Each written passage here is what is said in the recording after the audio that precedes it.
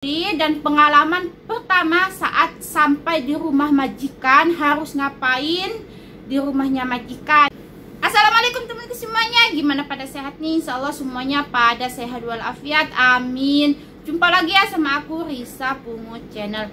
Nah, di video ini aku akan cerita pengalaman pertama aku menjadi seorang TKW. Pengalaman pertama saat sampai di rumah majikan, harus ngapain di rumahnya majikan. Ini adalah permintaan teman-teman di Instagram aku ataupun di TikTok, suruh ngebahas seperti apa sih dan harus ngapain sih saat sampai di rumahnya majikan. Apalagi yang non, disebut non itu, sebentar ada kapal lewat.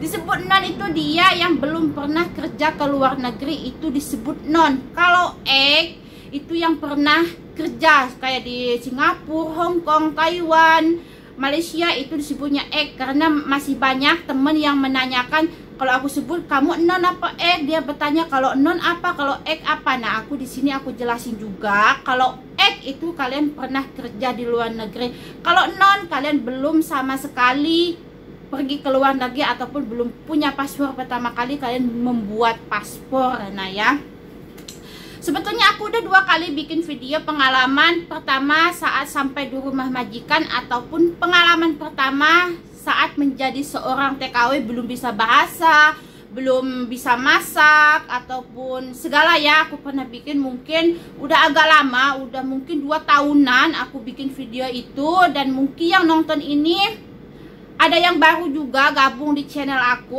bilang selamat bergabung.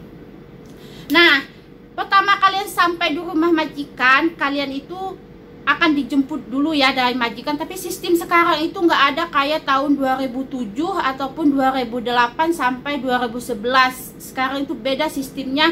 Kalian akan memakai visa, kalau Dubai, Abu Dhabi itu masih Imarat, kalian akan memakai visa turis.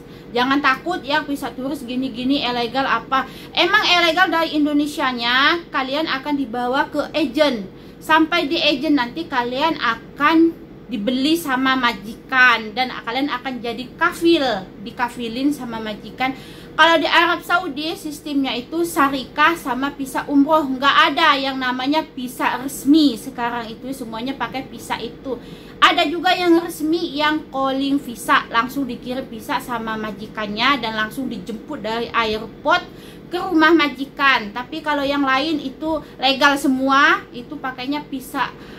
Kalau Arab Saudi itu ada 2 visa, visa umroh sama visa syarikah. Kalau di Dubai, Abu Dhabi itu cuman ada 1 visa, visa turis disebutnya. Emang dari Indonesia itu legal karena itu bukan visa untuk kerja seorang TKW. Tapi kalian nanti sampai di agent, nanti dapat majikan dan dibawa ke rumah majikan. Proses 7 hari. Kalau majikan kalian cocok, kalian langsung dibikinin visa selama 2 tahun. Kalian sudah resmi.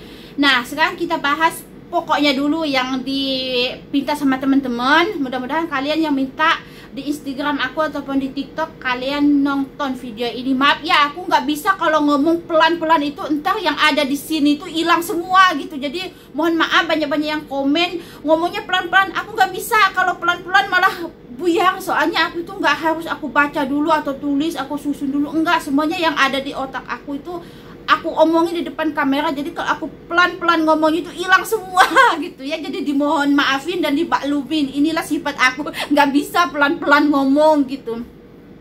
Nah, pertama kalian akan diambil dari agent, dibawa ke rumah majikan. Ini buat kalian yang non. Nah, pertama kalian akan diambil dari agensi, bukan dari airport. Karena sekarang itu nggak ada kecuali yang calling visa. Kalian akan diambil dan dibawa ke rumah majikan. Sampai di sana nanti biasanya sih bukan majikan perempuan ya yang jemput, kadang-kadang majikan laki, ada juga majikan perempuan. Nah, sampai di rumah majikan, kalau kalian dijemputnya malam itu biasanya kalian akan ditanya sama majikan, nama kamu siapa, terus Indonesianya apa, kamu pernah kerja di mana. Kalau non, majikan nggak bakalan banyak tanya, dia akan mainkan isyarat. Soalnya kalau non jangan takut, aku kok belum bisa ngomong, aku nggak bisa masak. Itu majikan kalian sudah paham, kalian nggak bisa bahasa. Nah, nanti dia akan memakai isyarat tangan. Jadi kalian perhatiin aja isyarat tangan majikan kalian. Sampai biasanya kalau sampai di rumah majikan, kalau kalian malam nyampenya, majikan akan nunjukin kamar kalian.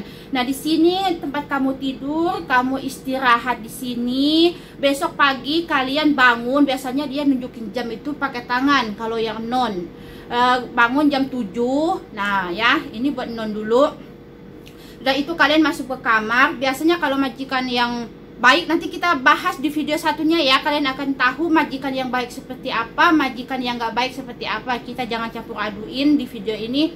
Kalian disuruh tidur. Nah, udah kalian tidur pagi itu, kalian udah bangun, biasanya majikan itu udah duduk di ruang tamu. Kalian bangun aja, buka pintu, langsung kalian jalan di mana ruang tamu. Masa nggak tahu ya? Kalian akan di ruang tamu itu ada majikan di sana. Nanti kalian disuruh sarapan sama majikan, ditunjukin lah ini dapur tapi pakai isyarat. Kalau yang non ini katanya gitu ya, terus ditunjukin apa itu bahan-bahan buat kalian bikin sarapan apa. Kalian nggak akan langsung disuruh masak. Nah, setelah kalian sarapan, biasanya kalau majikan yang baik, terus kalian akan ditunjukin ke suatu tempat, yaitu tempat khusus buat bersih-bersih rumah. Kayak sabun, kayak pencemprot kaca, buat ngepel, sapu, akan ditunjukin sama majikan. Nah, ini alat-alat buat bersih-bersih rumah.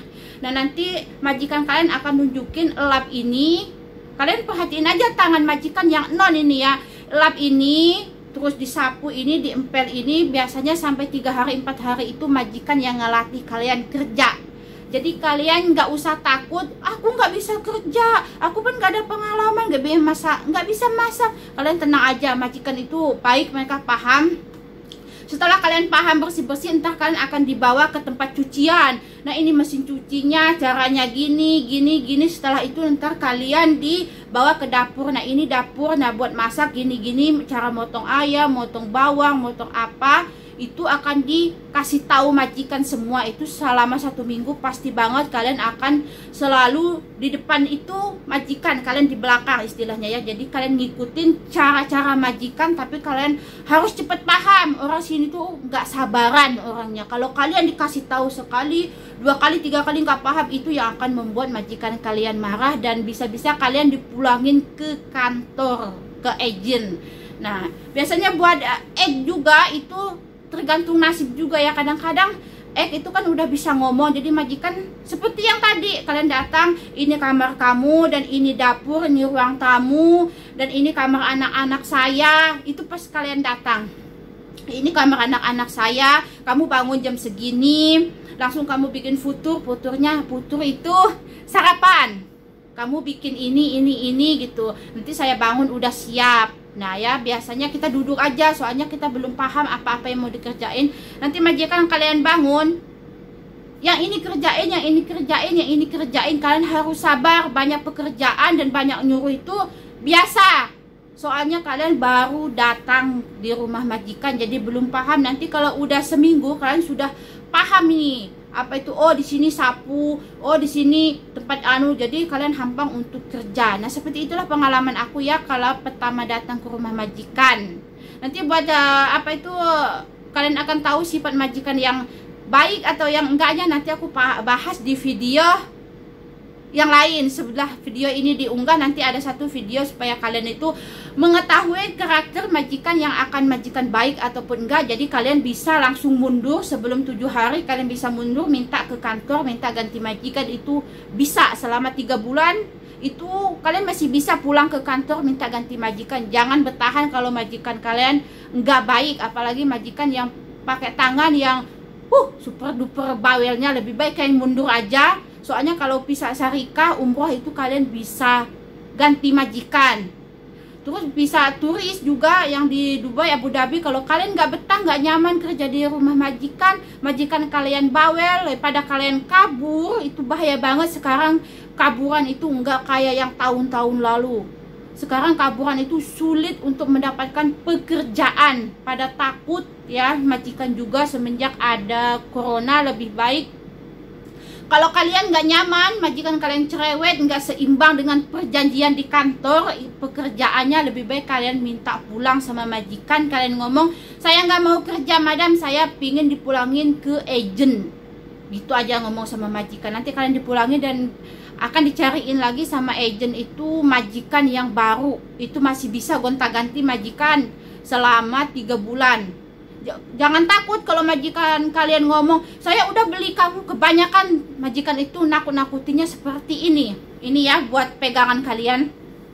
Saya sudah beli kamu 30.000 dolar, ataupun saya udah beli kamu 30 real, saya sudah beli kamu 30 dirham, jadi kamu harus ganti rugi kalau kamu mau pulang ke kantor. Kalian jawab aja gini, nanti itu urusan kantor, pokoknya saya mau pulang ke kantor. Ini buat kalian yang punya majikan nggak baik, nggak sesuai pekerjaannya. Kemarin juga ada teman aku nggak sesuai dengan pekerjaannya, dia 1 bulan minta pulang ke kantor. Alhamdulillah sekarang dia sudah dapat majikan yang baik. Pokoknya saya mau pulang ke kantor, gitu aja. Nanti di kantor kalian akan diinterview sama pihak kantor, kenapa kamu pulang dari majikan kamu minta ke kantor. Kalian ceritain aja apa adanya, gini gitu kan. Oh ya udah, nanti kalian ditampung lagi di agent, dan majikan kalian kadang-kadang sebelum 3 bulan itu diganti lagi sama pembantu yang lain, dipilihin lagi di sana, dibawa lagi. Itu urusan mereka ya, mau betah mau enggak pembantu yang satunya, yang penting kita udah lepas. Nah oke. Nah buat kalian itu yang majikannya baik, kalian harus baik-baik juga sama majikan. Kunci kerja betah di rumah majikan itu kalian harus jujur dan juga rajin. Jangan nunggu harus disuruh majikan dulu kalian baru kerja. Lihat kotor langsung sapu, lihat apa langsung jadi. Majikan itu mau ngomong apa sih, rumah bersih gitu kan. Apalagi yang punya anak kecil ya, rumahnya selalu berantakan. Pokoknya kalian harus bisa-bisa ngebeli majikan. Dan jujur, soalnya orang sini emas duit itu di atas meja itu pabalatak kata Sunda itu. Mereka tuh kalau habis pakai anting, pakai apa, sok-sok aja di atas meja. Jadi jangan sekali-kali kalian ngambil uang majikan ataupun barang-barang majikan. Sekali majikan nggak percaya, sulit untuk apa itu ngelakukan majikan percaya. Mereka akan terus nuduh-nuduh kalian. Setiap hilang pasti kalian yang akan dituduh. Oke, lebih baik jujur, ada uang jatuh apa kalian kasihin sama majikan. Kalau majikan kalian baik, pasti itu uang akan dikasihin.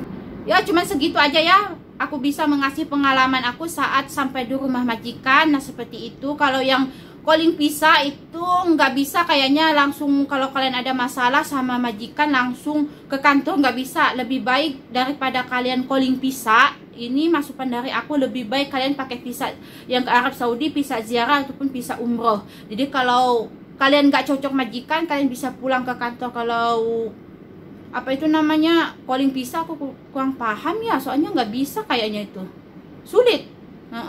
Nah kalau buat di Dubai, Abu Dhabi itu lebih baik pakai visa turis aja, nggak apa-apa. Soalnya di sini tuh akan diresmiin semua yang ke Dubai itu, nggak ada yang resmi, semuanya pakai visa turis, bukan visa kerja. Sampai di sini kalian diresmiin. Aku aja dulu pakai visa turis tahun 2016 ya. Aku pertama kerja di sini tahun 2016 itu pakai visa turis. Alhamdulillah. Aku juga 3 kali ganti majikan sebelum majikan ini. Pertama aku dapat 2 malam. Nah dibawa sama majikan, ternyata majikan laki-laki aku itu agak nakal. Dia pernah pegang paha aku gini, dan dia bilang, kamu mau apa aja aku kasih, mau HP yang bagus juga aku kasih. Kataku, maaf babah, aku di sini kerja walaupun gaji kecil, yang penting aku nyaman, kamu sopan, aku akan tetap di sini. Ternyata kata temen yang pernah kerja di dia, 7 hari dia memang kayak gitu. Akhirnya aku minta pulang ke kantor. Majikan perempuan nggak boleh, aku nggak mau kerja kataku kalau aku nggak dipulangin ke kantor. Akhirnya aku dipulangin. Terus yang kedua, aku mungkin pernah cerita ya, apa itu videonya udah aku tutup. Dulu ada videonya 2, pengalaman pertama aku waktu majikan aku. Yang kedua, ini atas permintaan seseorang suruh dikunci. Itu cerita aku di majikan yang kedua. Itu aku dapat 8 bulan. Aku 2 kali ngadu ke kantor nggak dilayanin. Apa itu disuruh sabar. Akhirnya aku keluar dari rumah majikan itu, dan aku dapat majikan ini. Aku masih kaburan selama 6 bulan dulu ya di majikan ini. Akhirnya ada amnesti. aku dikapilin, diresmiin lagi sama majikan ini. Alhamdulillah aku punya paspor. Alhamdulillah aku udah punya paspor nih. Ini 2 paspor aku, soalnya yang satu udah mati. Kemarin aku mau panjang paspor lagi, ini sampai tahun 2006 paspor aku. Paspornya juga alhamdulillah kalau majikan baik, paspor akan kalian pegang. Cuman KTP-nya kemarin dipinta sama majikan, soalnya aku mau vaksin yang ketiga kali, jadi ada di majikan. Nah ya, tuh, ini paspor. Alhamdulillah aku KTP sama paspor aku semua yang megang, majikan aku percaya banget.